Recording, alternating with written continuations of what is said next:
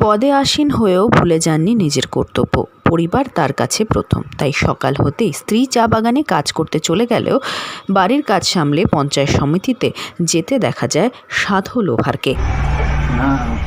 देखिए, मैं भी एक चाय वर्कर का बेटा हूँ और बगान का काम में मैं भी हूँ। और जो मेरी वाइफ है वो सुबह नाश्ता उस्ता करके सुबह 7 बजे बगान में निकल जाती है। तो जो भी है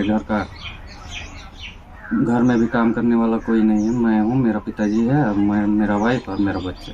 तो बच्चा सब छोटा है, इसलिए मुझे ही वो लोग को तैयार व्यार करके भेजना पड़ता है, और घर का जो काम बच जाता है उसको करके मैं अपना ऑफिस निकल जाता हूँ। কালচিনি পঞ্চায়েত সমিতির সভাপতি সাধু লোহার পেশায় দিনমজুর, অন্যদিকে সামলাচ্ছেন পঞ্চায়েত সমিতির পদ। স্ত্রী চা বাগানের শ্রমিক, বাড়িতে রয়েছে 2 সন্তান ও বাবা। স্কুলে পড়াশুনো 2 সন্তানের, ছোট বয়সে 2 সন্তান ঘরের কাজ সামলাক তা একেবারেই চান না সাধু লোহার। তাই নিজেই ঘরের কাজ সামলান তিনি। পাশাপাশি যেখানে দিনমজুরের কাজ পান সেখানেই চলে যান তিনি।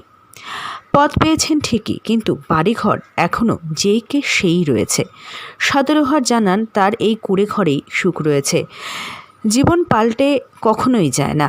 নিজের পেশা সকলেরই প্রিয়, এই পেশাই তাকে প্রথম পরিচয় দিয়েছে, তাই এরকমভাবেই থাকতে চান তিনি। মানুষ যেন তাকে নিজের মনে করে সমস্যার কথাগুলি বলতে পারে। কার্যালয়ে বেশি কাজ থাকলে সকালে ঘরের কাজ সামলানোর পর তা করতে দেখা যায় সাধু লোহারকে। তারপর সঠিক সময়ে কার্যালয়ে চলে যান তিনি। এলাকার সমস্যা নিয়ে কখনো কখনো আলিপুরদুয়ারেও যেতে দেখা যায় তাকে।